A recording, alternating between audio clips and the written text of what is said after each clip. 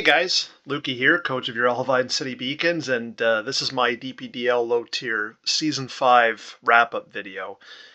Doing it a little earlier than I was hoping, and I have a few things to talk about, but mostly this was, well, it's Christmas time, wanted to maybe give those who enjoy the sound of my voice a little gift, especially you, Tibbs, and otherwise talk about what was a really interesting season with a lot of highs and lows, and definitely a season that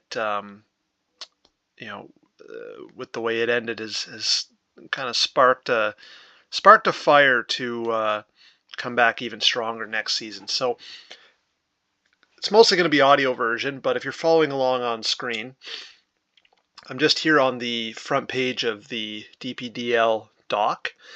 And as you can see, I'm looking at the standings and stats page. As you can see, Division 2, Alvine City Beacon, 7-0 plus 14. It's my first undefeated season. Somehow, it was, I didn't even have the highest differential. It was a very, very even season from top to bottom. I mean, everybody got at least one win in the league, and 12-team league, so there was no guarantee that there was going to be, sort of evenness. But this was maybe the most even season of DPDL we've ever had. And everybody was a threat each week, and everybody was, in it until the very end. So the games were really, really fun. Even if, with only 12 of us, and there were a lot of lulls in the season, I did worry that there was maybe not as much enthusiasm. But overall, extremely competitive season, and based on the 3 matches that are done in the playoffs so far, the bottom seeds have won 2 of them. 2 of them? No, the bottom seeds have won all 3. Technically, although the 4-5 between Goalkeeper and Greedy Dog, pretty much a toss-up. But that said, let's. What I want to do, I want to bitch a little bit. I want to talk about my buddy Nixy beating me in probably the biggest win of his career, and for me the one match that's probably going to sting the most for us. So I've got here the replay set up. And I know it's fairly well known at this point that Nixy and I are boys, but I just want to give a little bit of background. Nixy and I met on the first day of law school in 2016, and pretty much ever since then we've been inseparable. Intensely homoerotic friendship. We spent every waking moment together,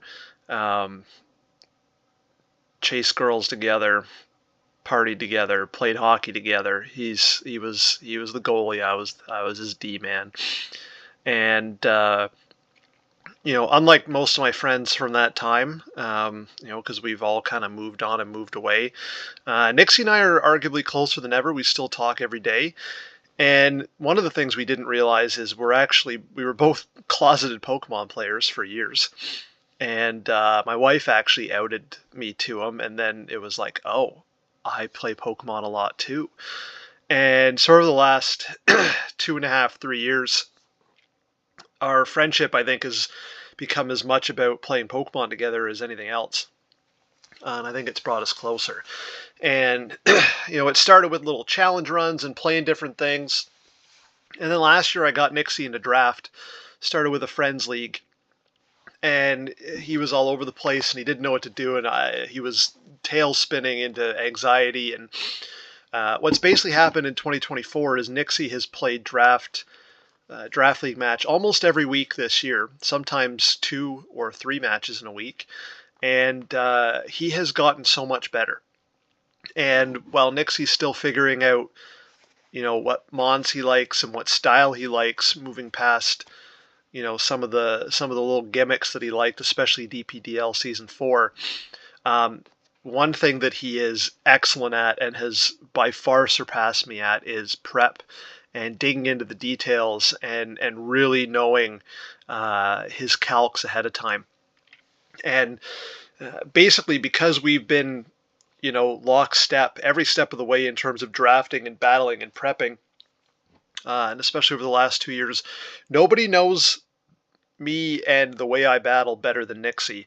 And even though I was the 1 seed and he was the 8 seed, in my mind, this was absolutely a toss up. And I think if you watch our first battle this season, that was week 6, so it was only a couple weeks ago.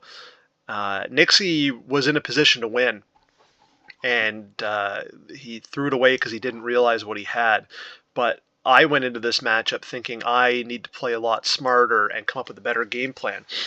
And what happened? I came up with a better game plan, but I, for the second season in a row, really strayed away, I think, from the core of the team. So, and sort of the game plan that I want to have. So let's have a look at what we brought.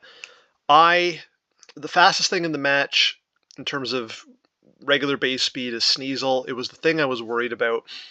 I thought from the very beginning, I'm going to lead Delphox no matter what, no matter what, no matter what. And I brought a Colberberry on it, and that was specifically for the Sneasel matchup in case he led with it. And I thought turn 1, maybe he's going to go with that and go for a big knockoff because he knew I led Delphox last time, and I'm just going to roast him. And I didn't really think about some of the long-term consequences past that. And in particular, the first thing that he probably noticed is I likely didn't bring any removal, unless Surfetch was carrying Defog. And I at the last minute switched over to that Colberberry and took boots off of Bombardier. So immediately I was Hazard's weak. But I thought, I see Sneasel. I have Scarf Surfetched. It is sped or EV'd to outspeed by 1 point. Let's start with that because it hits everything.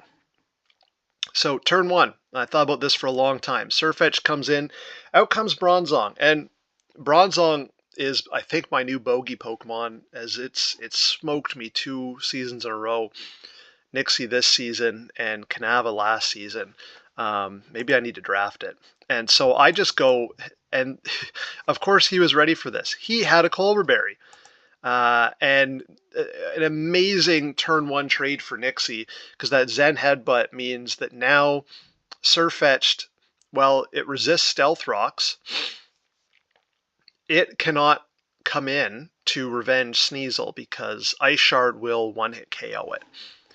And at this point, quite frankly, after a 7-0 season, I was too nervous and felt too much pressure to really think this through. So I bring in Delphox. I'm like, all right, I'm gonna cook it, and I just want to see what he's got. And of course, he's got Earthquake, and I'm thinking, all right, I need to be a little bit smarter about this.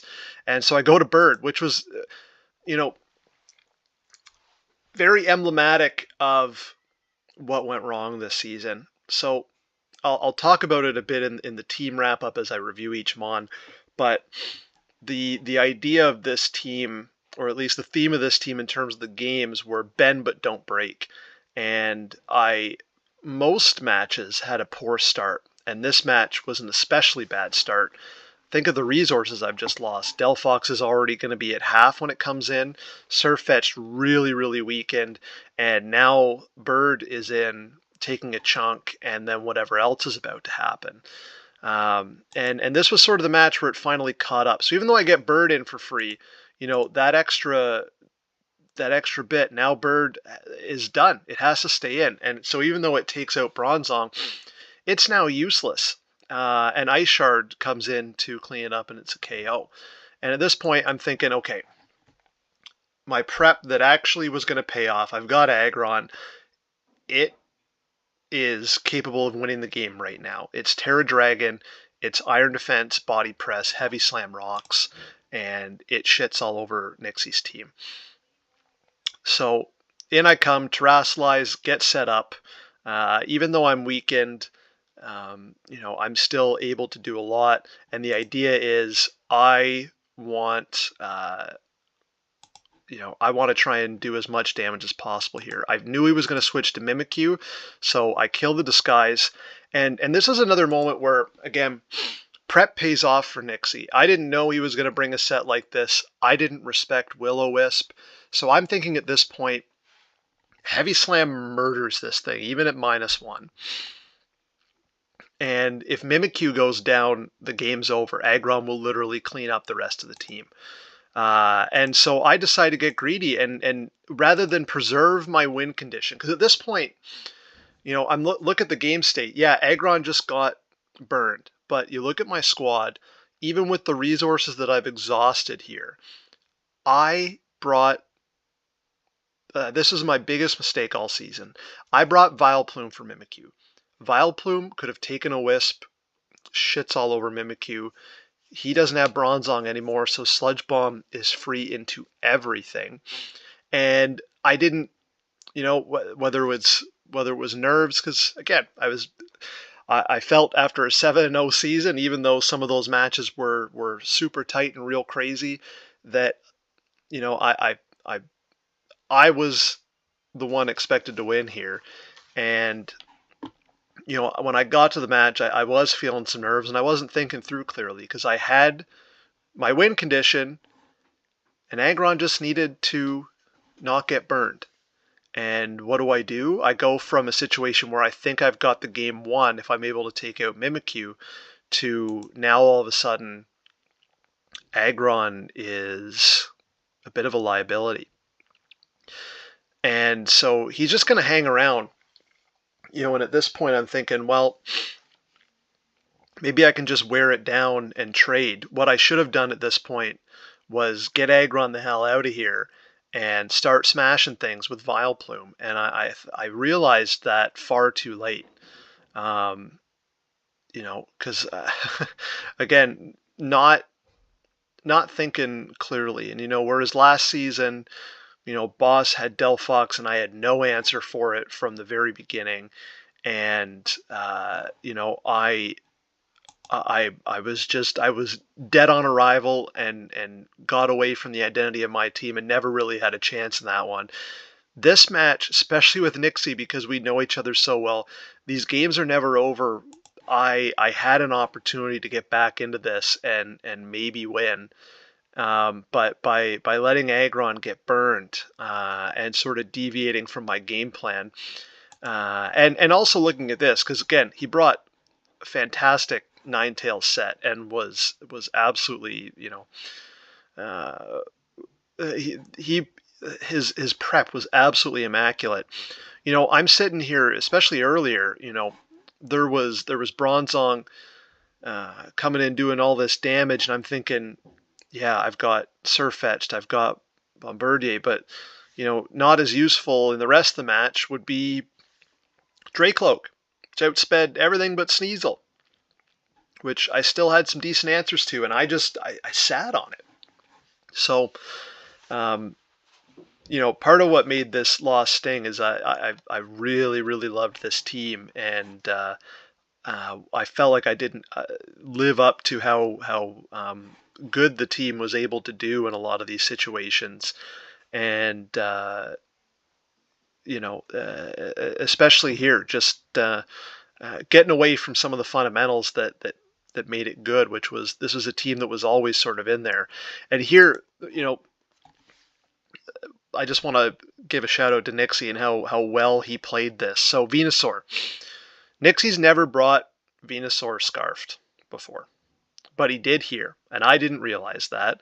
And after the match, he told me he sped crept Surfetched by 1 point, Scarfed. So this game was over at this point, and I didn't realize that, although I knew I was in a lot of trouble. And yeah, especially realizing that it's faster than Dracloak. It goes down.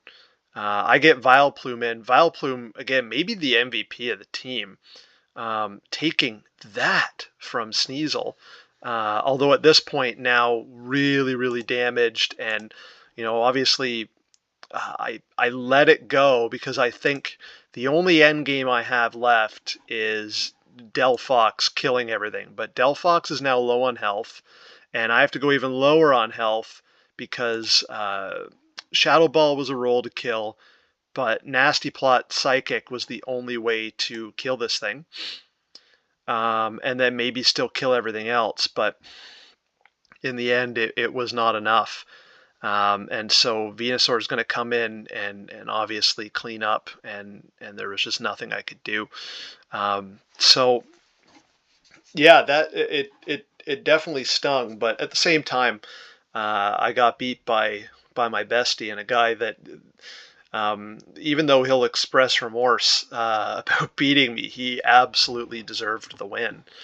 And I take a lot of lesson. You learn more from the losses than the wins. And part of the issue this season is I kept winning games that I don't know if I deserved to win. And as much as I really appreciate some of the kind words I got from guys on the server congratulating me on a great season, I definitely felt like a bit of an imposter going 7-0, especially when I'm out in the first round. That there are some elements to my gameplay and my battling that really do need some refinement if I want to go to that next level and finally win a DPDL low tier championship and just be a better battler and drafter generally. So yeah, back to the stats page. And obviously, I'm going to be helping Nixy in the next couple weeks and see if he can take it all the way.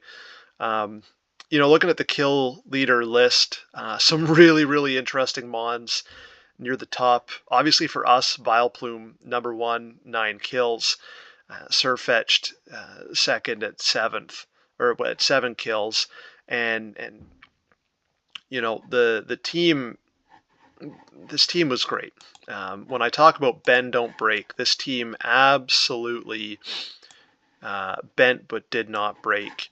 And one of the reasons why it did so well is it was so toolsy. Every mon on this team had some kind of utility going for it, or if it didn't have utility, it was just really fucking strong. So I'm going to do a bit of a rundown, try and keep it relatively short about how I thought each mon did, and what I might try to do in the future with them, and and talk about next steps, because I think the next thing is going to be, where do I go from here? How do I keep improving? And how do I go from being a guy that's never won a playoff game in DPDL to somebody that can consistently challenge for a championship and get it done when it matters? So first overall was Delphox. I went into the season thinking Delphox was broken.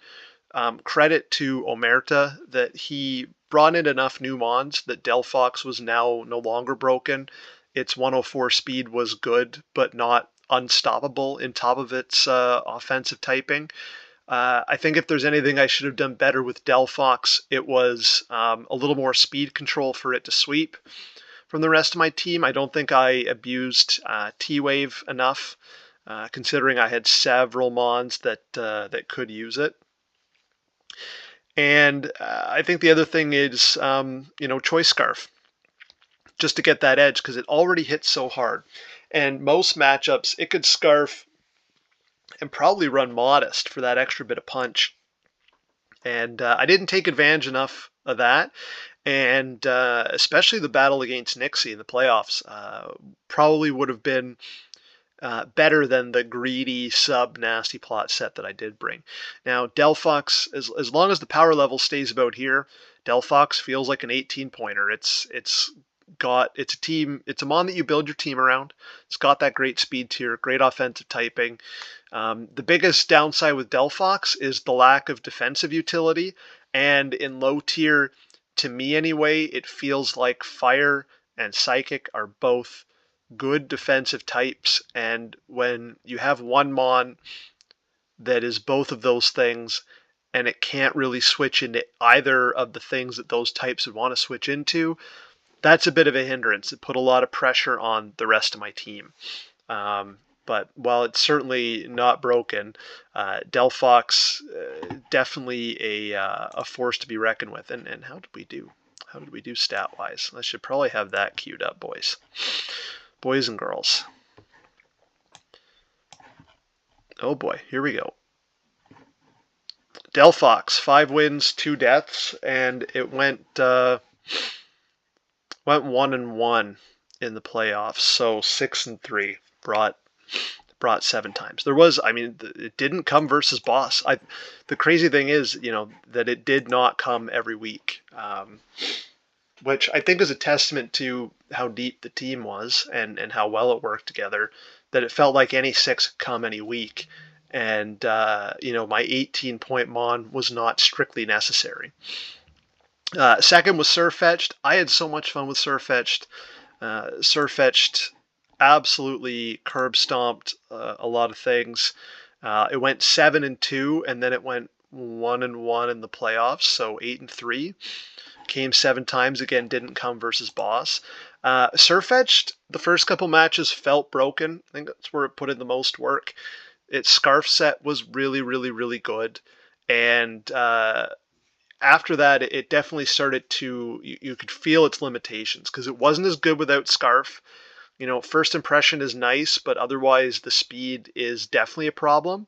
It's not fast enough, although against some of the slower matchups, it definitely feasts if there's a lot of Mons that it can outrun at 65 base speed.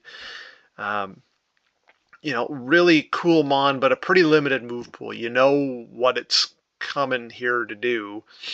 And because its priority is only on the first turn, it's not like you can bluff Swords Dance and then bam, there's a big priority move coming at you. So it has some pretty big weaknesses, and at 16 points, I think it's totally fine. It had mostly its shortcomings down the stretch were because of me. And I think it was the game against Gullkeeper, where I just let it die for a stupid reason. Same thing with Delphox. It definitely didn't deserve that. Both Mons could have had some higher kill stats, I think. But in terms of having, the team set up to bring this guy in to wall break or have this guy come in to clean up something, it was really good. And for 16 points, I think, if you can look past the speed stat and sort of its one-dimensionality, I think it was really, really good Mon. Third pick, Comfey. How did Comfey do? Comfey didn't come that much. Only came 4 times, but 5-1. 5-1. Comfey was definitely a Mon that I should have brought more, especially because that priority triage is so fucking good. And honestly, it should have come against Nixy in lieu of probably Dracloak. I know that makes the Bronzong matchup a little bit tougher because Comfey is completely stuffed by it. But this thing, it puts in work. The stored power sets are always a threat. It's got the bulk it needs, and it can be a speedy pivot. It can defog. It can soak hits if it needs to, and triage is just so good. And I think this is a Mon that I could have squeezed even more out of, and I think its 5-1 record KD ratio shows that I probably should have used it more. But yeah, again, triage is good, and it'll be difficult in future seasons to look at the board if it stays close to this, and not look at Comfey and think this is the best fairy type available. And if I'm going to draft something else, it'll be tough. Next was Bombardier. Bombardier came 6-5. It was 1-1 in the playoffs, so 7-6. It only didn't come 1 week. Especially for the points, I think I could have squeezed more out of Bombardier.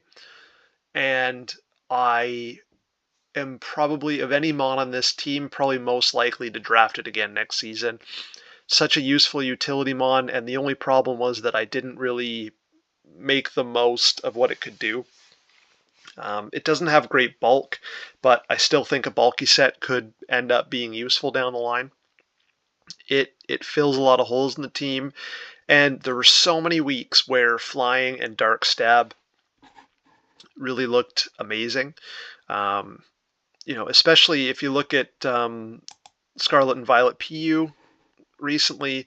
Bird is even ranked similar or higher to Skuntank, and it I think it largely depends on the meta around it. If you need to eliminate fairy types, Skuntank is way better.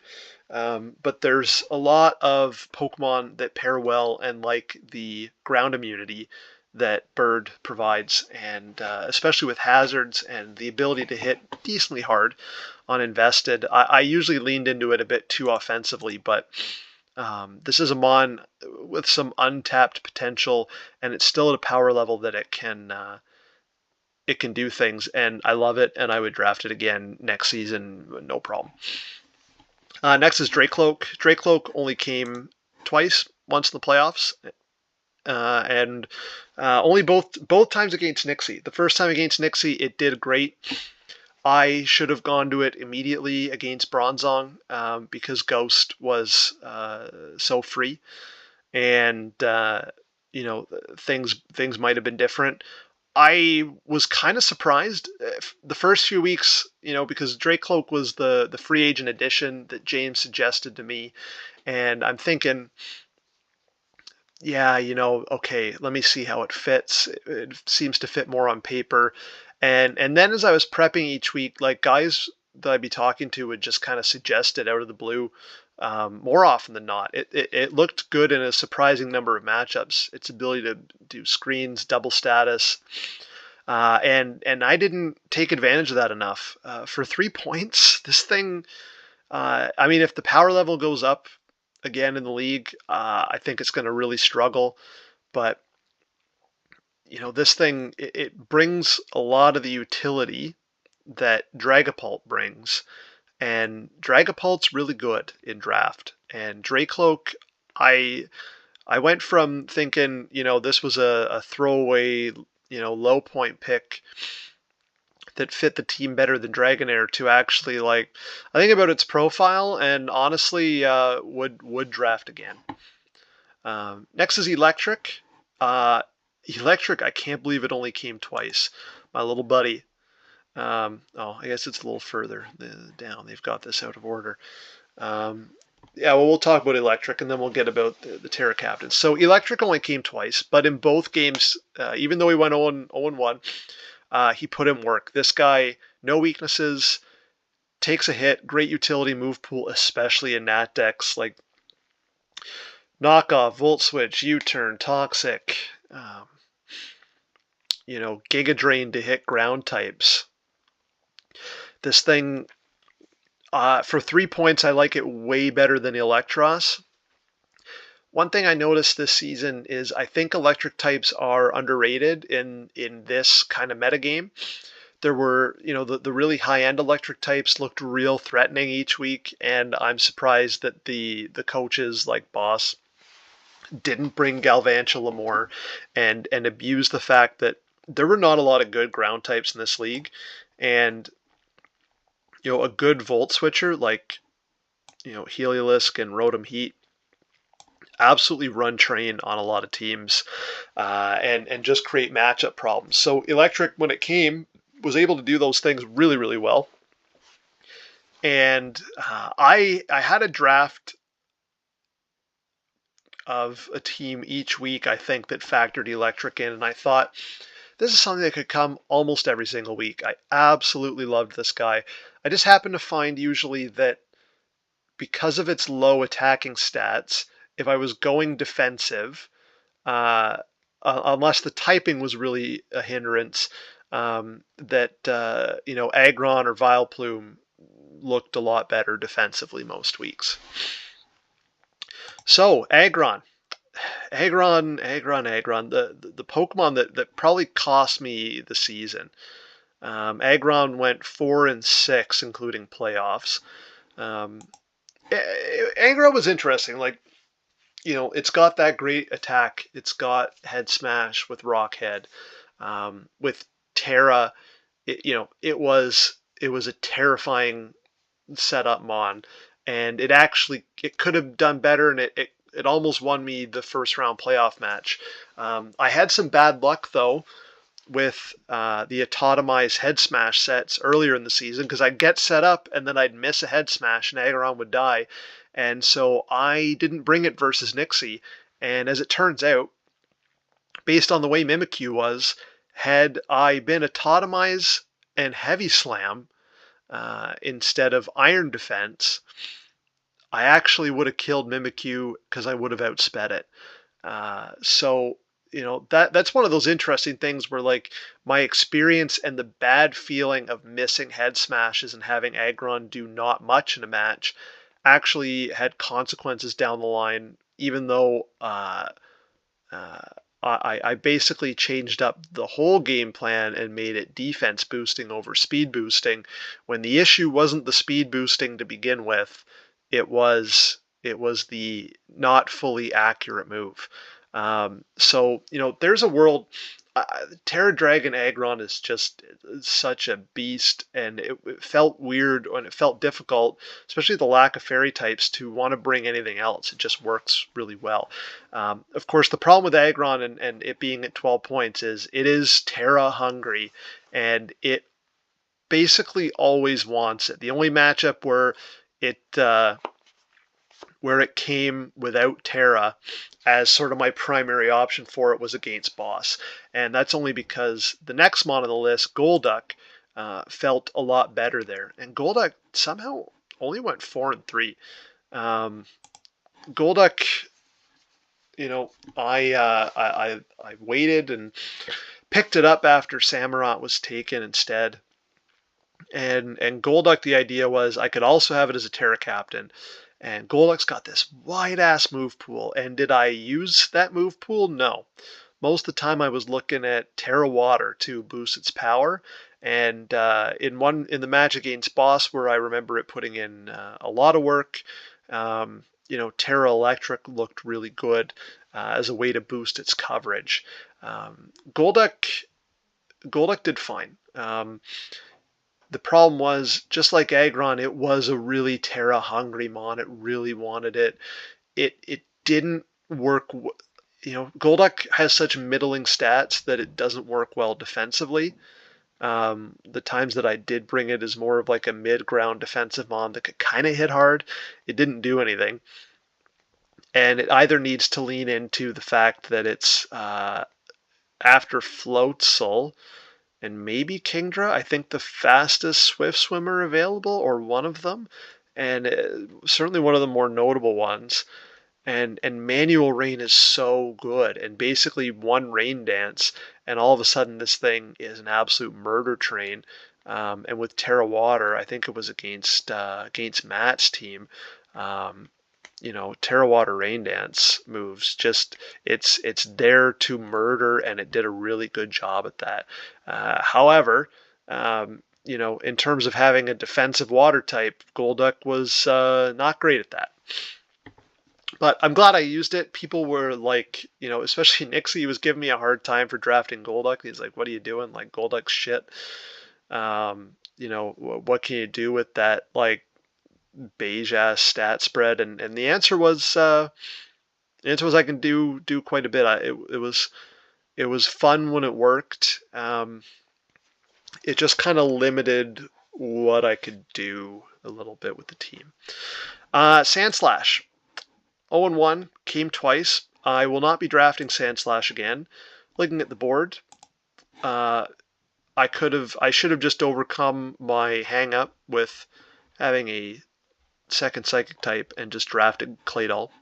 Would have been far superior for a spinner. I never really took advantage of spin, and even more foolishly, I did not,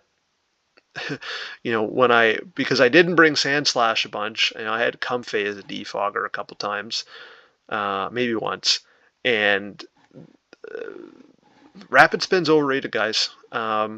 Especially with boots. Yeah, I know knockoff is everywhere, but for the turn that you can spend spinning something, you can be hitting something instead.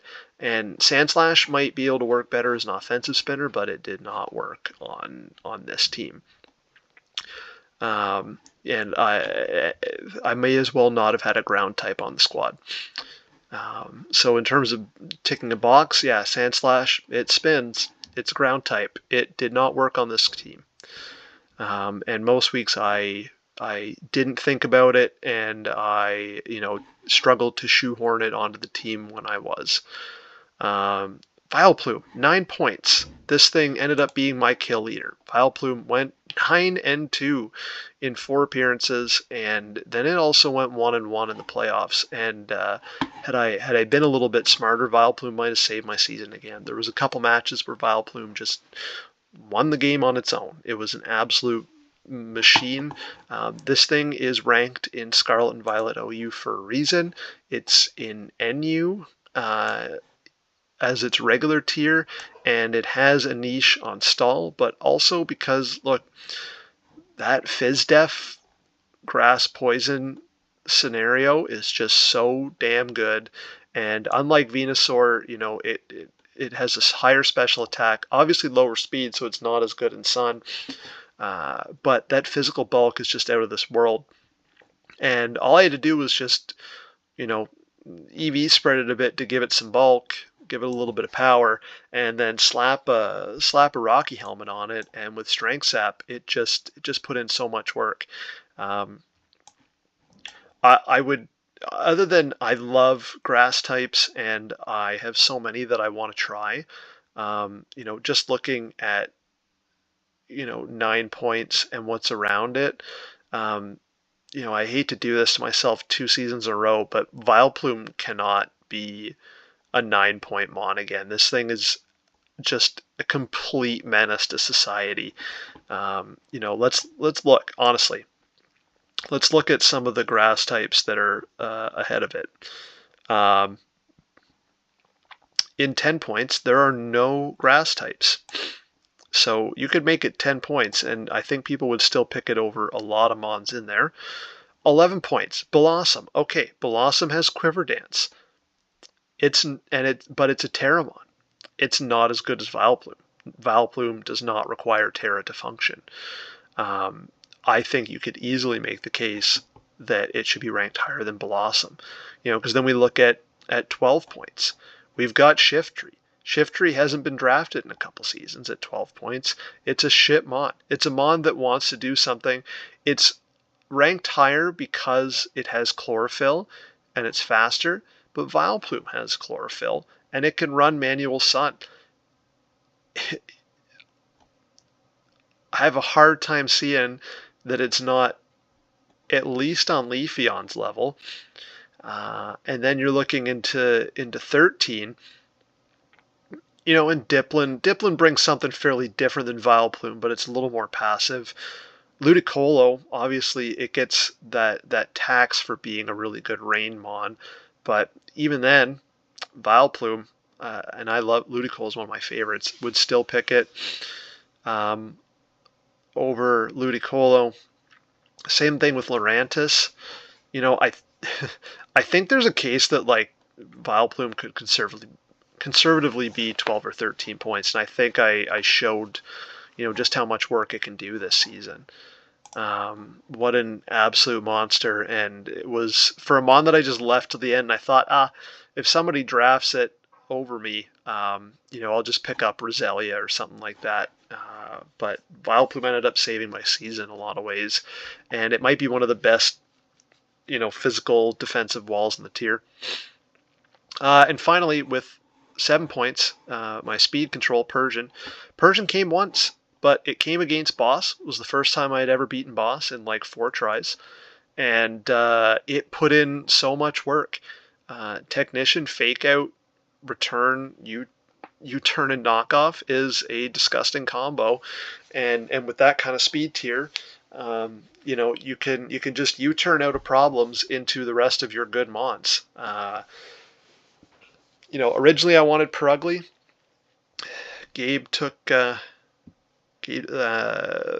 Perugly was gone pretty early, and I just had to kind of settle, and plus, I had so many points left, and we'll talk about this in a second as I wrap this up, but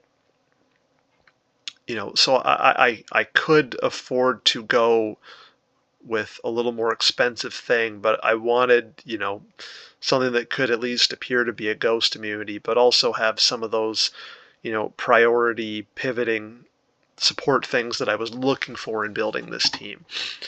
And so for the game that it did come, Persian was awesome. Yeah, no complaints.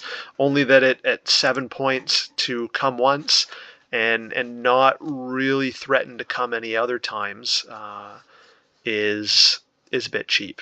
But it was my last pick.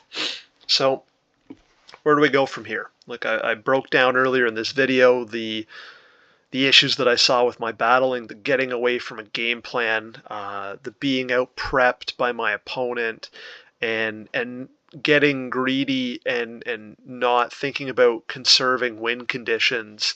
When there's a lack of information, especially early to mid game. And the biggest one is better leading. So in terms of the squad, really the big thing is, look, I had 2 points left over, and I spent 18 points on 2 mons that I brought 3 times total, and one of whom did absolutely fuck all. So, Sandslash upgrading, another couple points, plus maybe downgrading Persian for something random. I could have gotten another, there's a lot of ways in which I could have gotten another, 16 to 18 point mon if I was really frugal here. I felt like I needed a ground type because I've been stuck in this dogma that every draft needs a ground type, but that probably wasn't strictly necessary, or at the very least I needed a better one. And that is one way where Aggron was a bit of a hindrance in team building, because it occupies the same sort of space stat-wise as a lot of the physical ground types, but it doesn't come with the benefit of that electric community. So there's definitely some room for improvement in terms of my budgeting. I still squeezed a hell of a lot out of the mons that I got, and in terms of like who actually came each week, my team was quite points efficient. But yeah, there's definitely still some room there, especially when the last 2 seasons I've lost to teams really taking advantage of their 18-point guys. Nixy this season with Venusaur, finally making it look like an 18-point mon, and last season Boss with Delphox. So those are some things that I really need to improve on. The other thing is leading, whether it's drafting dedicated lead or several mons who can lead. Looking at my team, Bird is a potential dedicated lead. I mean, Persian as a disruptor, Dracloak for screens, but it's not a strategy that I've always felt very comfortable with. I don't think I've ever brought dual screens to a match before. So stuff like that, like having something or a couple of mons that I can look at and say, like, look, I look at Boss's team and I can tell you 4 leads right off the top of my head. Pelipper for range, Skuntank for T-spikes, Galvantula for webs and pivoting, and Mesprit, for rocks, pivot, setup, scouting, whatever. So that is, that's probably something I'm going to be looking for in terms of drafting next year, is having or next season, is having a couple more mons that can pivot into kind of a lead role and give my team a bit more shape in terms of the game plan, because obviously very toolsy. This team had a lot of priority, a lot of pivots. It was flexible that way, but one thing that I struggled with consistently was getting those mons into that situation and getting myself set up after struggling in the early game. I struggled in the early game against almost everybody, and most weeks I had to come from behind. And that is something that more often than not is going to get punished. This team happened to be good at getting out of those holes, and I happened to get lucky a couple times But obviously in the playoffs, when I fall behind, that can often be the end. And so something like that is sort of how I get to the next level. But overall, I said last season that the team I had with Paldean Toros, Blaze, and Calyrex was the most fun I've ever had with the draft team. I absolutely love this team, and you know, 8 of the 11 Mons I have kind of fallen in love with and would consider using in the future. Um, but there will be a bunch of new ideas next season. I'm excited to see where it goes. I hope we can get some of the enthusiasm back, get more players in, have a nice big league again, see what Omerta can cook up, and really try and reignite some of the awesome community that we have on DPDL for 2025, and just appreciate the fact that we've got a really good group of talented battlers who can beat each other on any given day, and who are really having fun, sort of pushing the limits of what this relatively unexplored format can provide. So, anyway, that's far, wow, 45 minutes. That's far more than enough from me. Thanks everybody for the kind words this season and the support. Thanks to my opponents for some great matches. Congratulations, Nixy, on beating me again. I know you're going to remember this one for a long time, and I look forward to getting revenge in the future. And we'll see you next season, because guess what, guys? Next season might be a couple months away, but your boy's gonna be back, and we've got that hunger. So we'll talk to you soon, guys. Bye.